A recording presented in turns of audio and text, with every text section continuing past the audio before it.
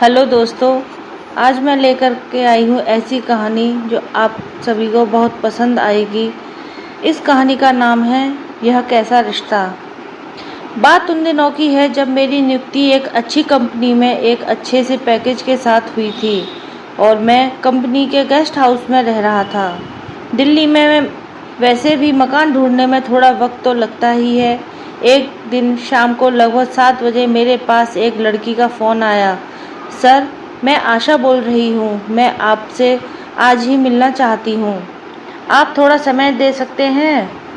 मैं अगर आज आपसे नहीं मिली तो बहुत देर हो जाएगी। मैंने हामी भर दी और उसे आधा घंटे बाद किसी समय आने के लिए कह दिया। 8 बजे आशा मेरे पास गेस्ट हाउस के रूम में थी। सर, मैं आपकी कंपनी में एक जूनियर ऑफिसर के पद के लिए इंटरव्यू दे चुकी हूँ। अभी इस विषय में निर्णय लिया नहीं गया है। मेरे घर के हालात अच्छे नहीं हैं। मेरे पिता का निधन मेरे बचपन में ही हो गया था। माँ ने मुझे बड़ी कठिनाइयों के साथ पाला है और मैं ही उनका एकमात्र सहारा हूँ। कहकर वह भावुक हो गई और उसकी आंखों से आंसू झलक गए।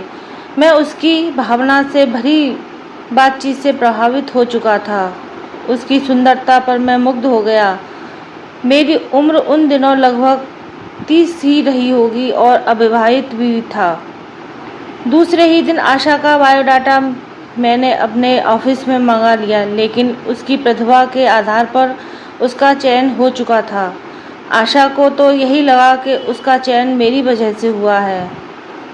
आशा का प्लेसमेंट मेरे ही विभाग में हो गया। उसकी नज़दीकियाँ जैसे जैसे बढ़ती गईं, मुझे वह और भी अच्छी लगने लगी। अब तो वह बगैर किसी पूर्व सूचना के साधिकार गेस्ट हाउस में मेरे कमरे में आने लगी थी। कभी चाय पर तो कभी डिनर पर उसका साथ मुझे भाने लगा था। हम दोनों की नज़दीकियाँ जगजाहिर न होते हुए भी ऑफिस के कर्मचारियों को मन ही मन खटकती थीं। हम दोनों ने दफ्तर में पूरी सतर्कता रखी थी, लेकिन जब वह गेस्ट हाउस में मेरे रूम में होती थी तो हमें पूरी स्वतंत्रता होती थी। लेकिन दैहिक संबंध की दिशा में न बढ़कर हम लोग अपने प्यार का इजहार एक दूसरे की पीठ थपथपाकर अक्सर कर लिया करते थे। कभी चुम्बन और आलिंगन से हम दोनों ने एक दूसरे को प्यार नहीं किया था। हाँ, अपनी कल्पना में मैं उसे कई बार चूम चुका था। अचानक आशा का ट्रांसफ़र इलाहाबाद हो गया। फिर हम दोनों एक दूसरे के संपर्क में नहीं रहे। दूरी चाहत बढ़ा देती है, लेकिन मैं अपने मन को अक्सर समझाता था कि इसके बारे में ज़्यादा मत सोचो। फिर वक्त गुजरता गया और आशा की यादें धीरे धीरे धुंधली पड़ती गईं। आशा से बिछड़े 10 साल गुजर चुके थे। मेरा विवाह हो चुका था। मेरी पत्नी मधु बहुत सुंदर और सुशील है और वह सही माने में एक सफल गृहिणी है। शादी हुए अभी कुछ ही समय हुआ था, इसलिए संतान के विषय में मैंने और मेरी पत्नी ने कोई जल्दबाजी न करने का फैसला किया हुआ था। अभी तो हम एक दूसरे का साथ एंजॉय करना चाहते थे। मेरी नौकरी दिल्ली में ही जारी थी। एक दिन एक पेस्ट्री की दुकान पर मैं पेस्ट्री लेने के लिए रुका था। तभी पीछे से आई एक महिला ने स्वर से मुझे चौंका दिया। सर, नमस्ते। आपने मुझे पहचाना? मैं मुड़ा तो देखा आशा खड़ी थी। नमस्ते, तुम्हारी याददाश्त की प्रशंसा करनी होगी। इतने अरसे बाद मिली हो और मुझे तुरंत पहचान भी लिया, मैंने कहा। उसके साथ बिताए दिनों की स्मृति मस्तिष्क में पुनः जागृत हो चुकी थी। इतने अरसे बाद भी उसे देखकर मुझे लगा कि अभी भी उसकी सुंदरता बरकरार है। इतने दिनों बाद दिल्ली कब आई? मैं यहीं आ गई हूँ और यहीं जॉब कर रही हूँ। आज घर के लिए कुछ केक पेस्ट्री वगैरह लेने आई हूँ। मेरे हस्बैंड और सास दोनों को पेस्ट्री बहुत अच्छी लगती है। जो कुछ तुमने पैक कराया है उसका पेमेंट मैं अपने सामान के साथ कर दूंगा। कहते हुए मैंने काउंटर पर पैसे रख दिए। आशा ना नुकर करती रही। मैंने आशा की पीठ सहलाते हुए कहा, तुम मेरे साथ ही चलो, मैं तुम्हें ड्रॉप भी कर दूंगा और तुम्हारे घर के लोगों से भी मिल लूँगा। थोड़ी ही देर में आशा के घर पहुंच गया। आशा ने रास्ते में बताया कि उसके पति का नाम जतिन है, उनका अपना बिजनेस है, विवाह 3 वर्ष पूर्व हुआ था, अभी उनकी कोई संतान नहीं हुई है। आशा की सास ने घर का मुख्य द्वार खोलते हुए मेरा स्वागत किया। आशा ने मेरा परिचय कराया। मम्मी जी, ये श्रीकांत हैं। 10 साल पहले मैं इनके दफ्तर में ही काम किया करती थी। उन्होंने मेरी बहुत सहायता की है, बहुत अपनापन दिया था। खैर, अब लोगों ने साथ साथ चाय पी। जतिन अभी अपने कामकाज से वापस नहीं आया था। मैंने आशा की प्रशंसा करते हुए माँ जी से कहा, आपके घर व ड्राइंग रूम का इंटीरियर बहुत ही अच्छा है। माँ जी ने कहा, यह सब तो आशा का कमाल है। आशा को घर सजाने का बहुत ही शौक है। एक दिन मैं आशा के घर पहुंचा तो माँ जी तो घर पर ही थी, पर जतिन अभी वापस घर नहीं पहुंचा था। जतिन अक्सर अपने बिजनेस में ही व्यस्त रहता था। आशा मुझे बिठाकर चाय बनाने चली गई। मैं ड्राइंग रूम में माँ जी के साथ बातचीत करता रहा। जब आशा चाय लेकर आई तो मैंने माँ जी से कहा, आशा चाय बहुत अच्छी बनाती है। तारीफ करना तो कोई श्रीकांत जी से सीखे, ये तो प्रशंसा करने में माहिर हैं। जतिन के पास तो इतना समय ही नहीं होता है कि वे कभी मेरी ओर गौर से देख सकें। कहते हुए आशा मेरा हाथ पकड़कर मुझे दूसरे कमरे की ओर लेकर चली गई। आइए, मैं आपको जतिन का कंप्यूटर दिखाती हूँ। यह तो मात्र बहाना था मुझे एकांत में ले जाने का। माँ जी रसोई में व्यस्त हो चुकी थीं। मम्मी जी का बहुत सहारा है मुझे।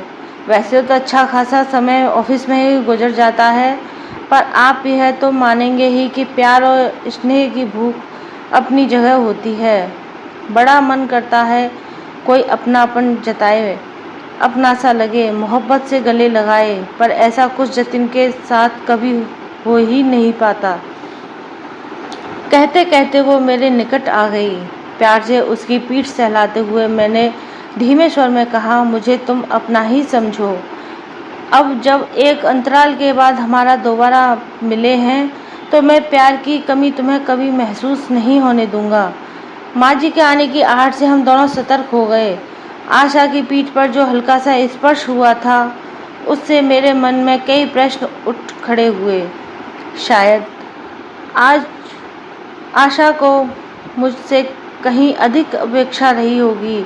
इन एकांत के क्षणों में कुछ भी हो सकता था। एक दिन मेरी पत्नी मधु किटी पार्टी से लौटकर घर आई। बातचीत के दौरान मधु ने मुझे बताया, किटी पार्टी में मिसेस चोपड़ा तुम्हारे बारे में जानने के लिए बहुत उत्सुक रहती हैं। वे तुमसे बहुत इम्प्रेस हैं, अक्सर तुम्हारी तारीफ करती हैं। मैंने चुटकी लेते हुए कहा, मधु, मुझे पता चला है तुम भी मेरी तारीफ में अपनी सहेलियों से बहुत बातें करती हो और मेरी खूब तारीफ करती हो। मधु ने प्रतिक्रिया में बस इतना ही कहा, मैं झूठी तारीफ नहीं करती, आप हर तरह से तारीफ के काबिल हैं। फिर मेरी पीठ सहलाते हुए बड़े प्यार से कहा, you are really sweet husband. मैं फूला नहीं समाया और आत्मविभोर हो गया। आशा अक्सर अपने ऑफिस से मेरे कार्यालय में आ जाती थी और मैं उसे उसके घर ड्रॉप कर दिया करता था। अपनी कंपनी में आशा अपने मधुर व्यवहार और कार्यशैली में गुणवत्ता के कारण कई प्रमोशन प्राप्त कर चुकी थी। उसे उसके दफ्तर में सभी बहुत पसंद करते थे। एक दिन जब वह कार में मेरे साथ अपने घर की ओर जा रही थी तो मैं उसके मासूम शरीर पर मुग्ध हो उठा। मेरे मन में बिताए दिनों की नज़दीकियाँ तरोताज़ा हो उठीं। तब मन में ख्याल आता था कि काश आशा के साथ मेरी नज़दीकी कुछ इस तरह बन सके कि मज़ा आ जाए, पर अक्सर मुझे अपने इस विचार पर हंसी आती थी। आशा जैसी लड़की का निकट होना एक संयोग की ही बात थी। कार में आशा को मेरा एकटक उसे देखना अच्छा भी लगता था, लेकिन मेरी नैतिकता इस वासना की चिंगारी को ठंडा कर देती थी। जब आशा खिलखिलाकर हंसती थी तो मुझे बहुत अच्छी लगती थी। आशा के मन में मेरे लिए प्रेम पनप रहा था, ऐसा मैंने अक्सर महसूस किया था। एक बार उसके घर गया तो उसके पति जतिन से मुलाकात हुई। वह एक सभ्य और सुलझा हुआ इंसान था। मैं आशा के घर जाता रहता था। वह कभी कभी बच्चों जैसी मासूमियत के साथ हट करके मुझसे किसी चीज़ की मांग कर बैठती थी तो जतिन उसे समझाता था। उत्तर में वह कहती थी, तुम हम दोनों के बीच में मत पड़ो जतिन, मैं सर से जो चाहती हूँ साधिकार लूँगी। ये उम्र में हमसे बड़े हैं और इनसे हम लोग कुछ भी ले सकते हैं। मैंने आशा को उसकी शादी की सालगिरह के मौके पर सोने की ईयर रिंग्स भेंट की, जिन्हें पहनकर उसने कहा, कैसी लग रही हूँ इसे पहनकर। मैंने कहा, बहुत सुंदर। मेरे करीब आकर उसने मेरा एक हाथ पकड़कर अपने सिर पर रख लिया और बोली, मुझे आपका आशीर्वाद चाहिए, सारी जिंदगी बस ऐसे ही प्यार करते रहिएगा। मैंने कुछ नहीं कहा किंतु मन ही मन खुश था। मेरी मर्यादा ने मुझे बांध रखा था, लेकिन अक्सर आशा के मुख पर आते जाते हाव भाव उसके दिल में छिपे तूफान को छिपाने में असमर्थ होते थे। एक दिन किसी कार्यवश जतिन को लखनऊ जाना पड़ा। अपने ऑफिस से लौटते हुए आशा को लेकर मैं आशा के घर पहुंचा। रास्ते भर आशा बहुत प्रसन्न दिखाई दी।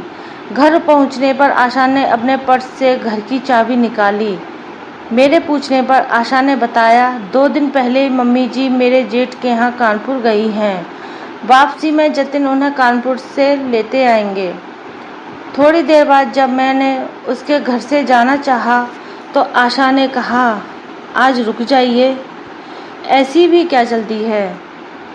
आज मैं घर पर आपको ट्रीट कर दूंगी। खाना हम साथ साथ ही खाएंगे। अकेले रहने का मौका तो कभी कभी ही मिलता है। कहते हुए उसने मुझे बाहुपाश में लेने की चेष्टा की। मेरे समीप होने पर वह पूरा लाभ उठाना चाहती थी। पहले तो मैंने संकोचवश वहाँ से हटना चाहा, किंतु उसका आकर्षण मेरी विवशता बन गया।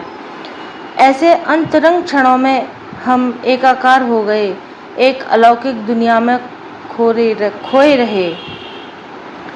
दूसरे दिन भी इसी आनंद की पुनरावृत्ति हुई। हम दोनों भोजन कर चुके थे। आशा ने कहा, आप थोड़ी देर संगीत का आनंद लें, मैं बस थोड़ा फ्रेश होकर आती हूँ। वह आई तो हल्के आसमानी रंग की साड़ी में थी और बहुत प्रसन्न थी। अभी तो मैं आपको बिल्कुल नहीं जाने दूंगी, बस थोड़ा समय ही तो लगेगा, कहकर उसने मेरे हाथ थाम लिया और दूसरे कमरे की ओर ले चली। मंद स्वर में उसने मुझसे पूछा, मैं दुल्हन जैसी सुंदर लग रही हूँ ना? फिर इतराते हुए कहा, आज मैंने श्रृंगार आपके लिए ही किया है। आप मुझे जी भरकर प्यार कर सकते हैं। मैं प्रेम की गहराई में डूब जाना चाहती हूँ। वह बहकने लगी थी वह और मुझे बाहुपाश में लेने के लिए मचल रही थी। मैं कदम बढ़ाकर बहुत दूर तक जा सकता था। प्रलोभन चरम सीमा पर था। हालात विवश कर रहे थे। देह संबंध के लिए उसे बहुत आश्चर्य हुआ जब मैं एकाएक पलंग से उठ खड़ा हुआ। जरा इधर आओ मेरे निकट, मैंने आशा से कहा। मैं तुम्हें बहुत पसंद करता हूँ। तुम्हारे व्यक्तित्व में कई अच्छी बातें हैं, लेकिन जो प्रेम तुम मुझ में ढूंढने का प्रयास कर रही हो वह जतिन के हृदय में भी हिलोरे मार रहा है। नदी को जानने के लिए गहराई में उतरना पड़ता है। किनारे पर खड़े होकर नदी की गहराई पता नहीं की जा सकती। तुम्हारा समर्पण और सानिध्य केवल जतिन के लिए है। वह सब जो आसानी से उपलब्ध है उसे कोई इतनी आसानी से कैसे ठुकरा सकता है, ऐसा आशा ने कभी सोचा न था। थोड़ी देर वह चुप रही, फिर उसने बहुत भावुक होकर कहा, आज की इस निकटता ने हमारे संबंधों को एक नया अर्थ दिया है। यह आपने सिद्ध कर दिया है। आपने मेरी नज़दीकी से कोई लाभ नहीं उठाना चाहा। जो पवित्र प्रेम और सम्मान आपने मुझे दिया है उसे मैं जिंदगी भर याद रखूंगी। आप हमारे घर आते जाते अवश्य रहिएगा। आपको अभी भी रोकने की मेरी चाहत है, लेकिन जाने का निश्चय आप कर चुके हैं। लौटते वक्त मैं सोच रहा था कि एक सुंदर लड़की का रूप मेरी रूह में समा चुका है। वह भी मुझे पसंद करती है, लेकिन हमारी सोच के तरीके बदल चुके हैं। सबसे अधिक प्रसन्नता मुझे इस बात की थी कि मैंने अपनी पत्नी के विश्वास को कोई चोट नहीं पहुंचाई थी। हमारा अपने अपने हिस्से का जो प्यार होता है, हमें उसी पर गर्व महसूस करना चाहिए। आप सभी को यह कहानी कैसी लगी, प्लीज़ कमेंट्स बॉक्स में ज़रूर बताएं।